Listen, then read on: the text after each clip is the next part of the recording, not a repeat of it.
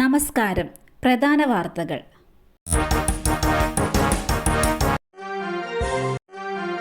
മുണ്ടക്കൈ ചൂരൽമല പുനരധിവാസം സമരം താൽക്കാലികമായി അവസാനിപ്പിച്ചു. ചൂരൽമലയിൽ സമരം താൽക്കാലികമായി അവസാനിപ്പിച്ച് ദുരന്തബാധിതർ. സൂചനാ സമരമാണിതെന്നും ആവശ്യങ്ങൾ അംഗീകരിച്ചില്ലെങ്കിൽ കടുത്ത പ്രതിഷേധങ്ങൾ സംഘടിപ്പിക്കുമെന്നും പ്രതിഷേധക്കാർ പറഞ്ഞു. കുത്തിയിരിപ്പ് സമരം നടത്തുമെന്നും അവർ വ്യക്തമാക്കി. ശ്രുതിക്ക് മാത്രമേ ജോലി നൽകിയുള്ളൂ, ഇനിയും 14 പേർക്ക് ജോലി നൽകാനുണ്ടെന്നും അതടക്കം സർക്കാർ നൽകിയ വാഗ്ദാനങ്ങൾ നടപ്പിലാക്കണമെന്നുമാണ് സമരക്കാരുടെ ആവശ്യം. മുണ്ടക്കൈ ചൂരൽമല പുനരധിവാസം വൈകുന്നതിനെതിരെ നടത്തിയ സമരം പോലീസ് തടഞ്ഞതോടെ സ്ഥലത്ത് സംഘർഷാവസ്ഥ നിലനിന്നിരുന്നു. ദുരന്തബാധിത പ്രദേശത്ത് കുടിൽ കെട്ടിയുള്ള പ്രതിഷേധമാണ് തടഞ്ഞത്. പ്രതിഷേധക്കാരും പോലീസും തമ്മിൽ പ്രദേശത്ത് ഉന്തും തള്ളുമുണ്ടായി. കോൺഗ്രസിന് തരൂരിന്റെ മുന്നറിയിപ്പ്. എനിക്ക് മുന്നിൽ പല വഴികളുമുണ്ട്, ഇനി അനുനയ നീക്കത്തിനില്ലെന്ന് വ്യക്തമാക്കിയ കോൺഗ്രസിന് മുന്നറിയിപ്പുമായി ശശി തരൂർ MP. പാർട്ടിക്ക് എന്റെ സേവനങ്ങൾ വേണ്ടെങ്കിൽ എനിക്ക് മുന്നിൽ മറ്റ് വഴികളുണ്ടെന്ന് ശശി തരൂർ വ്യക്തമാക്കി. നേതൃത്വവുമായി ഇടഞ്ഞു നിൽക്കുന്നതിനിടെ ഒരു ഇംഗ്ലീഷ് മാധ്യമത്തിന് അനുവദിച്ച അഭിമുഖത്തിലാണ് തരൂർ ഇക്കാര്യങ്ങൾ പറയുന്നത്. കേരളത്തിലെ പാർട്ടിക്ക് നേതൃപ്രതിസന്ധിയുണ്ട്. കഠിനാധ്വാനം ചെയ്തില്ലെങ്കിൽ മൂന്നാമതും കേരളത്തിൽ തിരിച്ചടി നേരിടേണ്ടി വരും. ഘടകകക്ഷികൾ തൃപ്തരല്ലെന്നും ദേശീയ തലത്തിലും തിരിച്ചടിക്ക് സാധ്യതയുണ്ടെന്നാണ് വിലയിരുത്തലെന്നുമാണ് തരൂരിന്റെ തുറന്നു പറച്ചിൽ. വീടിന്റെ ഓട് പൊളിച്ച വൻ കവർച്ച. വീട്ടിലുണ്ടായിരുന്ന 25 പവൻ സ്വർണം മോഷണം പോയി. ഏകദേശം 15 ലക്ഷത്തോളം രൂപ വില വരുന്ന സ്വർണ്ണാഭരണങ്ങളാണ് നഷ്ടമായിരിക്കുന്നത്. കോഴിക്കോട് മുക്കത്ത് കുമാരനെല്ലൂരിൽ ചക്കിങ്ങൽ സെറീനയുടെ വീട്ടിലാണ് മോഷണം നടന്നത്. വീട്ടുകാർ ബന്ധുവീട്ടിൽ സൽക്കാരത്തിന് പോയ സമയത്താണ് മോഷണം നടന്നത്.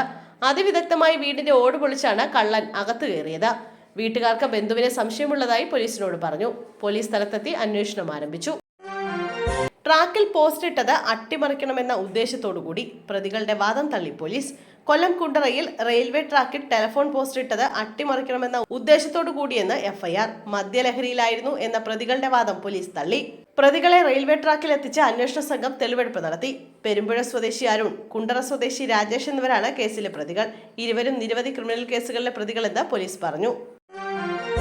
ആശാപ്രവർത്തകരുടെ പ്രശ്നങ്ങൾ പരിഹരിക്കാത്തതിൽ പ്രതിഷേധം. വീണ ജോർജിനെ കരിങ്കൊടി കാണിച്ച് യൂത്ത് കോൺഗ്രസ്. വാഹനം നിർത്തി പുറത്തിറങ്ങി മന്ത്രി.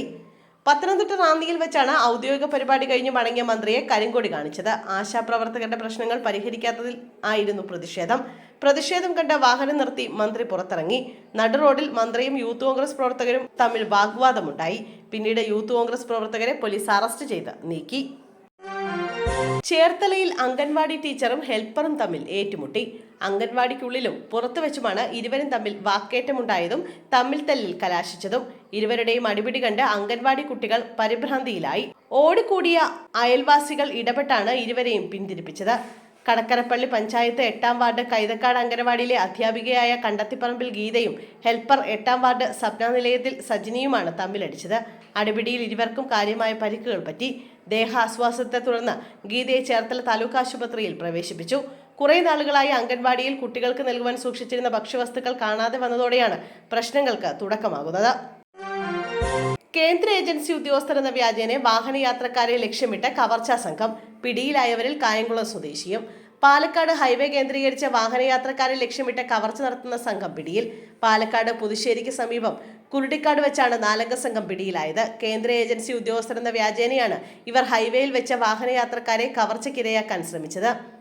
പോലീസ് സ്ഥലത്തെത്തിയപ്പോൾ ഇവർ രക്ഷപ്പെടാൻ ശ്രമിച്ചെങ്കിലും പിടികൂടുകയായിരുന്നു.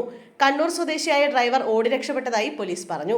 തിരുവനന്തപുരം കിളിമാനൂർ സ്വദേശി വിഷ്ണുരാജ്, കണ്ണൂർ കാടാച്ചി സ്വദേശി പ്രജേഷ്, കൂത്തുപറമ്പ് സ്വദേശി ഷിജിൻ, ആലപ്പുഴ കായംകുളം സ്വദേശി രഞ്ജിത്ത് എന്നിവരാണ് പിടിയിലായത്. ആറളം ഫാമിൽ കാട്ടാനാക്രമണത്തിൽ ആദിവാസി ദമ്പതികൾക്ക് ദാരുണാന്ത്യം.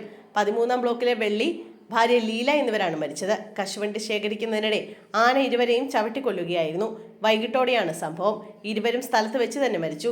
വെള്ളിയുടെയും ലീലയുടെയും മൃതദേഹങ്ങൾ പരിയാരം മെഡിക്കൽ കോളേജിലേക്ക് മാറ്റി. സ്ഥിരമായി കാട്ടാന ഇറങ്ങുന്ന സ്ഥലമാണിത്.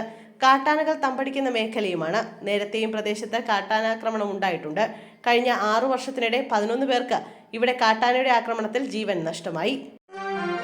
കേരള ഹൈക്കോടതി ജഡ്ജി ജസ്റ്റിസ് DK സിംഗിന്റെ വാഹനം അപകടത്തിൽപ്പെട്ടു.